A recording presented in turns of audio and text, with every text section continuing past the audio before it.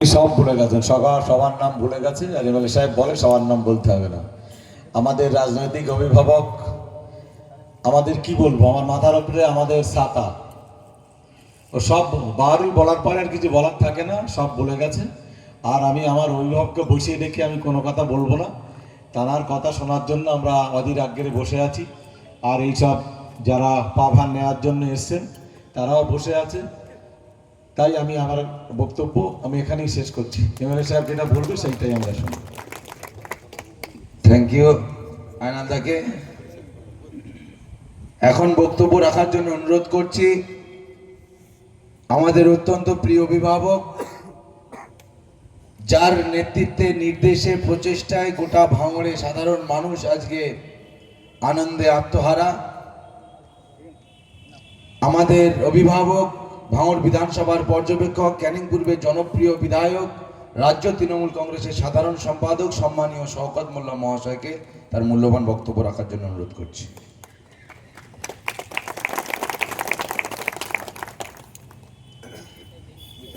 আচ্ছা, সবাইকে ধন্যবাদ জানাই।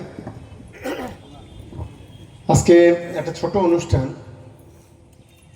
আমাদের ভাঙড় বিধানসভা তৃণমূল কংগ্রেসের উদ্যোগে। এখানে যে ভ্যান রিক্সা বিতরণ যে অনুষ্ঠান, এই অনুষ্ঠানের সভাপতি সঞ্চালক আমার ছোট ভাই রিন্টু, মঞ্চে উপস্থিত আমাদের সাদেক আছে, মানন সাহেব আছেন, আইনাল ভাই আছে, বাহরুল আছে, খোকন আছে, রফিক আছে, কবিরুল, আমাদের আহসান ভাই, তাহের ভাই থেকে শুরু করে তুষার আছে, নিখিলদা, আমাদের মকসেদ ভাই থেকে শুরু করে সমস্ত নেতৃত্বরা আছেন, মজিদ ভাই আছে। আর বিশেষ করে আপনারা যারা আছেন এবং এখানের বেনিফিশিয়ারি যারা, বিশেষ করে যারা আজকে ভ্যানটা পাবে, তারা যারা আছে, সকল আমাদের কলেজের ছাত্ররা আছে, আমি সকলকে ধন্যবাদ জানিয়ে দুটো একটি কথা বলি, যেটা একটা খুবই ছোট্ট অনুষ্ঠান। প্রথম থেকেই বলেছি, আমরা চেষ্টা করি সব সময়ের জন্য, বিশেষ করে ভাঙড় বিধানসভা এলাকায় যখন থেকে দায়িত্ব পেয়েছি, আমরা একটা বিষয় উপলব্ধি করেছি, এই এলাকার যারা সাধারণ মানুষ তারা বিভিন্ন ক্ষেত্রে বঞ্চিত। গত 4 বছর 4.5 বছর এলাকায় কোনো উন্নয়ন নেই। যেটুকু করেছি রাস্তাঘাট বা যেটুকু হবে, সেটা আমরা গত 2-3 বছর ধরে, 2 বছর ধরে আমরা করার চেষ্টা করছি। এলাকার বিধায়কের এখানে কোনো দেখা নেই। ওই হোমিওপ্যাথি ডাক্তারের মতো মাসে বা 6 মাসে 9 মাসে একবার করে এসে বলে জনসংযোগ করছি। কিসের জনসংযোগ আমি বুঝি না। একটা টেবিল পেতে 4টে কাগজ নিয়ে লিখে মানুষকে ধোকা দিয়ে চলে যাওয়া, মানুষের পাশে দাঁড়ানো তার কোনো মানসিকতা নেই। এই সমস্ত বিষয়, সমস্ত বাস্তবতাকে মাথায় রেখে আমরা আজকে যেমন এখানে 35 জনকে আমরা বেনিফিশিয়ারিকে আমরা এখানে ভ্যান দেব, 40 জনকে। আমরা আশা করছি যে আগামী দিনে একটা 300 জনের ভ্যানের একটা ব্যবস্থা করেছি, এখান থেকে আমরা ডিস্ট্রিবিউশন করব। কারণ আমরা জানি অনেক গরিব মানুষ আছে যে যাদের একটা ভ্যান হলে তারা একটু সবজি বইতে পারে, একটু বাজার থেকে মাল পৌঁছে দিতে পারে বা রাস্তায় চালাতে পারে, এমন অনেক গরিব মানুষ এই এলাকায় আছে। আমরা সেটাকে চেষ্টা করব। পাশাপাশি আমরা চেষ্টা করছি যে বিশেষ করে আমাদের এই এলাকার সার্বিক যে উন্নয়ন, বিভিন্ন রাস্তাঘাট, আপনারা অনেকেই এখানে বসে আছেন যারা আমাদের রাজ্যের মাননীয় মুখ্যমন্ত্রী আমাদের দিদি মমতা বন্দ্যোপাধ্যায়ের কাছে ফোন কলের মাধ্যমে আবেদন করেছিলেন রাস্তাঘাট। ইতিমধ্যে তার তালিকা আমরা পেয়েছি, তার প্রায়োরিটি করে লিস্ট করে 1, 2, 3 করে আমরা পাঠিয়ে দিয়েছি। আমরা আশা করছি যে পুজোর পরে একটা ভালো সংখ্যায় রাস্তা আমরা নির্বাচনের আগে মানুষের আমরা করে দিতে পারবো মমতা বন্দ্যোপাধ্যায়ের জন্য। আপনারা শুনলে খুশি হবেন এখানে যারা আছেন, যে বাংলার বাড়ি যে 1,20,000 টাকা, একটা সময় আমরা মিটিং করে আমাদের কর্মীদের নেতাদের বলেছিলাম যে একটা নাম্বার সরাসরি মুখ্যমন্ত্রী 91,370 91,370, এই নাম্বারে ফোন করলে বাড়ি পাওয়া যাবে, রাস্তা পাওয়া যাবে, বিভিন্ন সুযোগ সুবিধা পাওয়া যাবে। দক্ষিণ 24 পরগনা জেলার মধ্যে ভাঙড় বিধানসভা সেই ফোন কলে 1 নম্বর হয়েছে। কিরকম?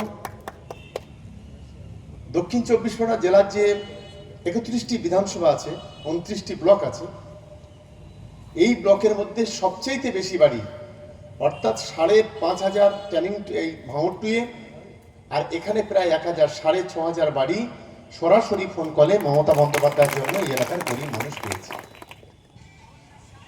আমি এখানে যারা আছেন, বিশেষ করে ভাঙড় সংখ্যালঘু অধ্যুষিত এলাকা, মানে মুসলিম অধ্যুষিত এলাকা আমরা জানি ভাঙড় বা ক্যানিং, এই এলাকায় যেমন সংখ্যা লঘু আছে, সংখ্যা গুরু আছে। আমাদের হিন্দু ভাই বোনেরা যেমন আছে, মুসলিম ভাই বোনেরা তেমন আছে। ফলে এই এলাকা আমি সকলের কাছে অনুরোধ করতে চাই যে বর্তমান যে পরিস্থিতির উপর আমরা দাঁড়িয়ে আছি, আজকে যেভাবে হিন্দু মুসলমানকে মধ্যে দাঙ্গা বাঁধানোর চেষ্টা হচ্ছে, হিন্দু মুসলমানকে বিভাজন করার চেষ্টা হচ্ছে, যেভাবে জাতপাতের রাজনীতি করা হচ্ছে, এটা আমি কেন, আমার যারা পিতৃতুল্য মানুষ এখানে বসে আছে, স্বাধীনতার পর এই রাজ্যে কেউ কখনো এই ধরনের নোংরামি কখনো দেখিনি। আমার অনেক বয়োজ্যেষ্ঠ মানুষ এখানে বসে আছে বা অনেকেই ফেসবুক লাইনে আছে। স্বাধীনতার পরে আমাদের এখানে কংগ্রেসের সরকার, যুক্তফ্রন্টের সরকার, বামফ্রন্ট সরকার হয়েছে। প্রত্যেকটি সরকারের একজন করে বিরোধী রাজনৈতিক দলের নেতা ছিল। কেউ কখনো দেখেনি যে কোনো বিরোধী দলের নেতা সরাসরি বিধানসভার সামনে দাঁড়িয়ে প্রেস মিডিয়া করে বলে যে আমরা যদি সামনে নির্বাচনে জিততে পারি তাহলে মুসলিম এমএলএদের রাস্তায় ছুঁড়ে ফেলে দেবো। কেউ কখনো বলেনি, একজন পঞ্চায়েত মেম্বারও পর্যন্ত স্বাধীনতার পর থেকে আজ পর্যন্ত বলেনি যে আমি মুসলমানদের ভোটটা আমার চাই না, সংখ্যালঘুদের ভোটটা আমরা চাই না। এটা কেউ কখনো বলেনি। কেউ কখনো বলেনি প্রতিটি ক্ষেত্রে ধর্মের বিভাজন, সংখ্যালঘুদের জিহাদি বলে অসম্মান করা, সংখ্যালঘুদের ক্রিমিনাল বলে অসম্মান করা, সংখ্যালঘুদের চোর ডাকাত বলে অসম্মান করা, এটা কেউ কখনো স্বাধীনতার পরে বলেনি। আমরা এখানে হিন্দু মুসলমান আমরা একসাথে কাঁধে কাঁধ মিলিয়ে চলি, ভাই ভাইয়ের মতো, ভাই বোনের মতো আমরা একসঙ্গে চলি। কিন্তু আজকে যে নোংরা খেলা, বিশেষ করে বিজেপি যে নোংরা রাজনৈতিক খেলা খেলছে, এখানে আমাদের সমস্ত মানুষকে ঐক্যবদ্ধ হয়ে মমতা বন্দ্যোপাধ্যায়ের পাশে থেকে আগামী দিনে আমাদের লড়াইটা করতে হবে। এটা আমাদের সকলকে মাথায় রাখতে হবে। দুদিন আগে দেশের স্বরাষ্ট্রমন্ত্রী এলেন। আমরা ভাবতে পারছি না একজন দেশের স্বরাষ্ট্রমন্ত্রী বা একজন দেশের প্রধানমন্ত্রীর কাছে মানুষ কি চায়। তার কাছে ধর্মনিরপেক্ষতার বাণী আমরা শুনতে চাই, দেশের মানুষ সেটা চায়। কারণ ইন্ডিয়া, আমাদের ভারতবর্ষের সংবিধানে India is a secular country, Bharatvarsha একটি ধর্মনিরপেক্ষ দেশ। আর সেই ধর্মনিরপেক্ষ দেশের যে প্রধানমন্ত্রী, ধর্মনিরপেক্ষ দেশের যে স্বরাষ্ট্রমন্ত্রী বা অন্যান্য দপ্তরের মন্ত্রী যারা আছে, তাদের সংবিধানকে মেনে চলা উচিত বলে আমি মনে করি। কিন্তু দেখলাম অমিত শাহ বক্তব্য রাখছেন গত দুদিন আগে নেতাজি ইন্ডোর স্টেডিয়ামে। সেখানে পরিষ্কারভাবে তিনি বললেন যে এই রাজ্যের মুসলমান বা এই রাজ্যের সংখ্যালঘুদের তাদের তোষণ করার জন্য আজকের মমতা বন্দ্যোপাধ্যায় সিঁদুরের অপমান করছে। কি ধরনের ধর্মীয় উস্কানি দেখুন, সিঁদুরের অপমান কারা করছে? ভারত পাকিস্তান যুদ্ধের নাম দেওয়া হলো সিঁদুরের অপসারণ। আমরা গর্বিত হলাম, আমাদের পার্টি কোনোদিন বিরোধিতা করেনি, খুব ভালো নাম। পাকিস্তানের কাছে লেজ গুটিয়ে গেল।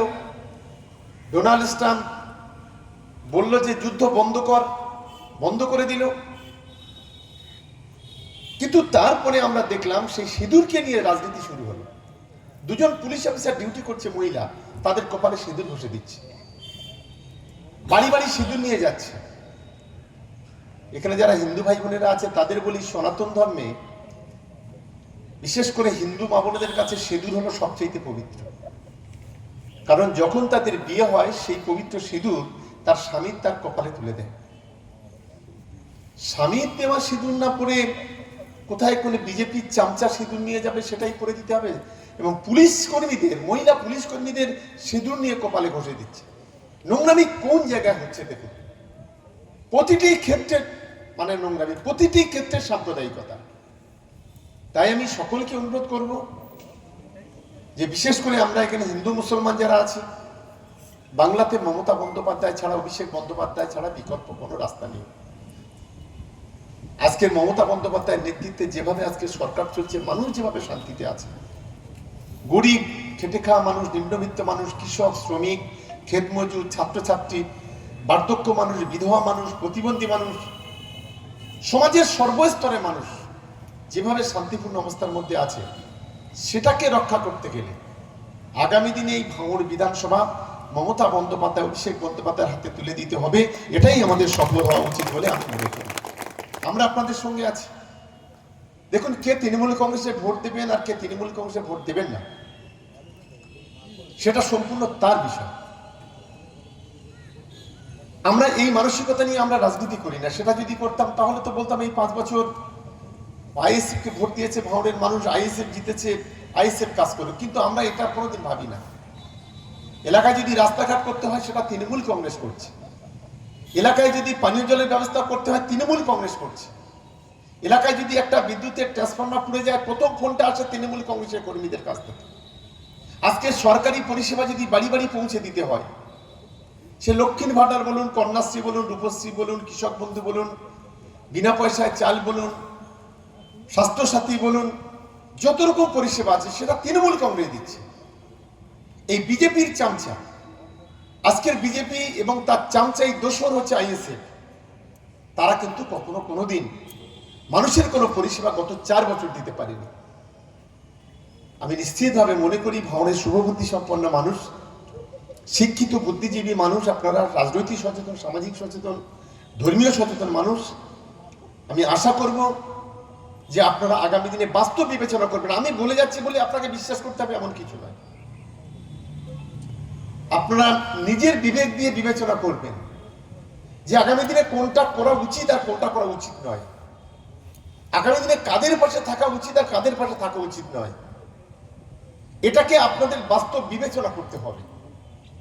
আর বিশেষ করে ভাঙড়ে তো অধিকাংশ ঘরে আমাদের এখানে 10,000 ছাত্রছাত্রী আছে যারা প্রাক্তন থেকে বর্তমান, শিক্ষিত ছেলেমেয়েরা আছে।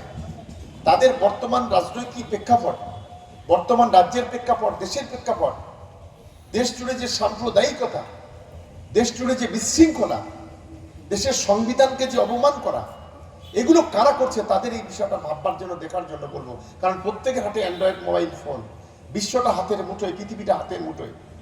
নিশ্চিতভাবে আপনারাও সেইভাবে সেই মানসিকতা নিয়ে আগামী দিনে এগোবেন। এই কথা বলে সকলকে আরো একবার সালাম, নমস্কার, প্রণাম, শ্রদ্ধা, ভালোবাসা জানিয়ে আমার বক্তব্য শেষ করছি। নমস্কার।